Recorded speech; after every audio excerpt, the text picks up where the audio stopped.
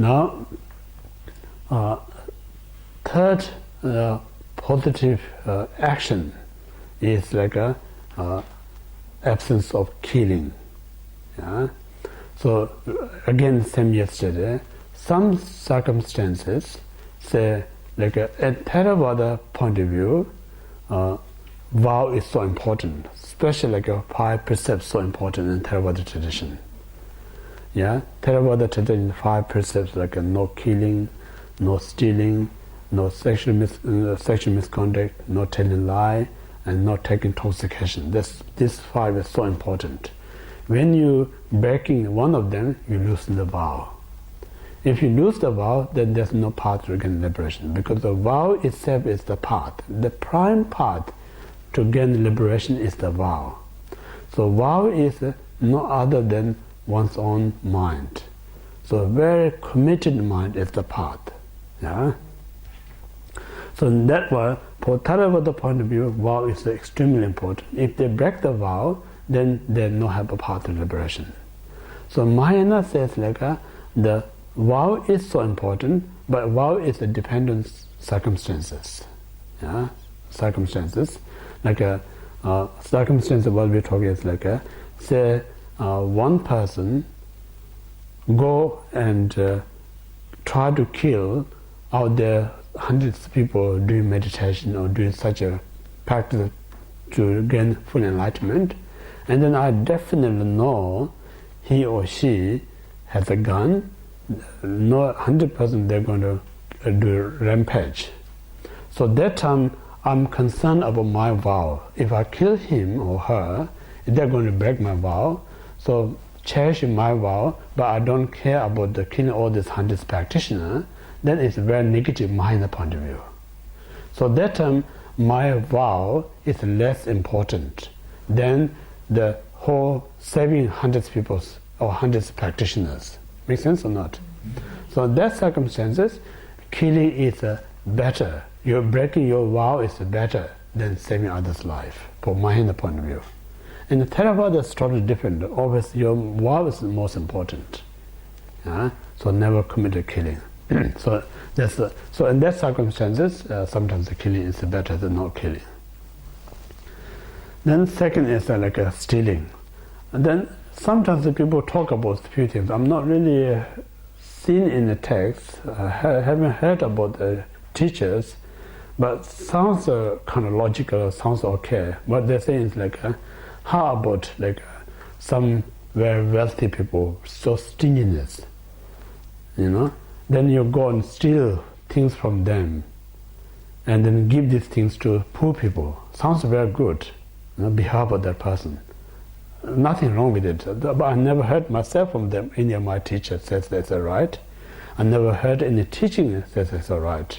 So I'm not sure. You have to test. Yeah, you can check it. So, like if you have a right motivation, say someone has very stinginess, no using wealth for self and other, just lock up. Then someone that steal and they distribute to poor people who needs. Sounds okay, but you have to test or you have to check yourself. Yeah. But one thing is like there is a story during the Buddha time. When Buddha stopped 6 years fasting meditation, then he come out from that extreme like fasting or torching body kind of a meditation.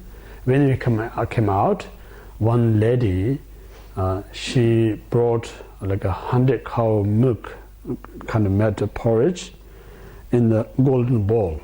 She brought in a golden bowl this porridge made out from 100 cow milk and offered to the Buddha. And then Buddha kind of had that porridge. Soon after he had porridge, his skin complex completely changed, radiated. Because before that, he 6 years like fasting his body, just only left his bone and skin, nothing else. So soon after he had that porridge, he changed completely his kind of complex the skin. And after he completed, and he offered this gold bowl back to the lady. And then she said, no, I'm not going to take back because I'm already offered you. Now it's yours, I'm not going to take back. And then he throw this ball in the river, the golden ball. So that time, when he did this 6 years, this fasting meditation with the 5 other Hindu great yogis. So soon he stopped. They got the wrong view about him. Now he is a failure. He not continues, or he couldn't succeed. He had to give up. So he had a little bit wrong view about the Buddha. So they're kind of spying him what he's doing now. So he doing the porridge. Then they got wrong view again. Then he throw this ball in the river. It says, look, now he has all these wrong things. He should give this golden ball. If he don't want himself, the lady who offered doesn't want to take back, he should give this to poor people. Why he wasting, just throw in the river. That's a kind of comment. And we always think that way, We all think why he's so wasting, throw this gold ball in a river, rather should give to the poor people. And then Buddha answer for that is like I said, everyone has we could talk about karma things. If you have a karma, you have a karma to deserve this offering. If you don't have a karma, giving these such expensive things to somebody is giving them burden. Like I said, if I'm not capable to run the business, bank comes to me and says, I'm going to lend you $1 million. Sounds very good. But because I'm not a good business person and I'm going to misuse this $1 million, I'm going to be $1 million debt. So I have a lots of problem now, I have to pay back. Nothing is free. For karmic point of view, everything that comes has a cost. So that's the reason Buddha don't want to give any burden to anyone to giving this golden ball. That's the reason he thought it's better to just throw out, so no one will get burden. So in that point of view, I'm thinking like if you go on the wealthy person's property and still give to somebody, karmic point of view, I'm not sure it's going to be helpful. Sounds really helpful. But then the person who receives it is like a burden, have to pay sooner or later that person back. And that's one thing. And then second time, like before the Buddha did this 6 years of fasting ritual or meditation, when he left his palace, he came with all this cart, with all this ornament that all the prince wears, expensive priceless these ornaments. When he got in that bush where he renounced, he became like a monk.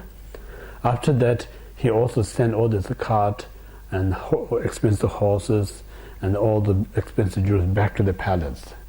Then people also comment about that, say, if you want to renounce, why you send these things back to the palace? Because they're already wealthy. So instead of sending back, you should distribute to poor people who need this one. So again, here's the same answer. I'm not kind of attached my family to sending these things back because they have a karma to deserve these things. But other people who hasn't the karma to deserve, if I give them, then it becomes like again burden.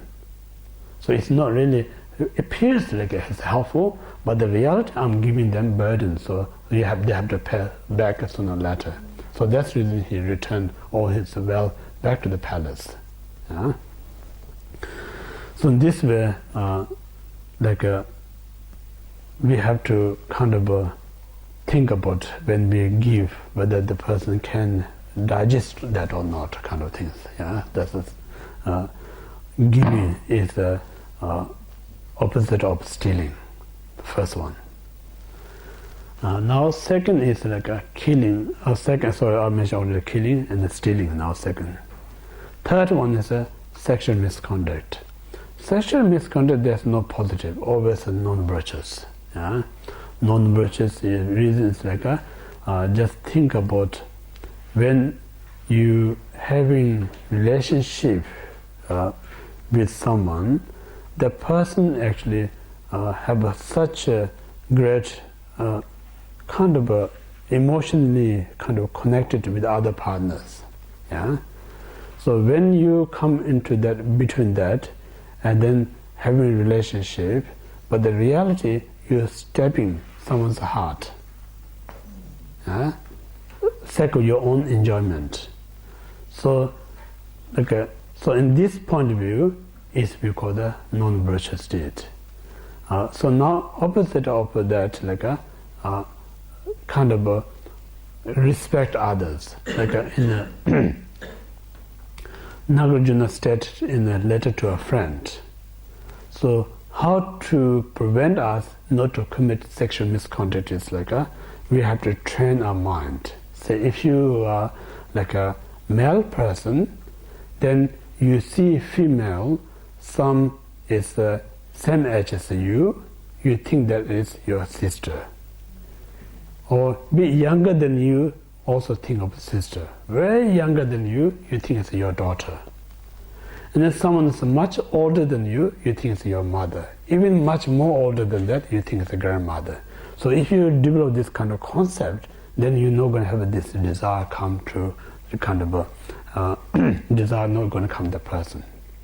Same way, like if you're a female person, see it's a male, same age as you, just think that person is your brother. Or someone is much younger than you, see it's your son. Or someone's much older than you, then you think it's like your father. Much older than you, it's like a grandfather. So if you develop this kind of attitude towards others, then these sexual misconduct thoughts not going to come up. So that's how to prevent. So this I'm not just telling myself, because Nagarjuna stated clearly in letter to a friend how to prevent that kind of negative thoughts.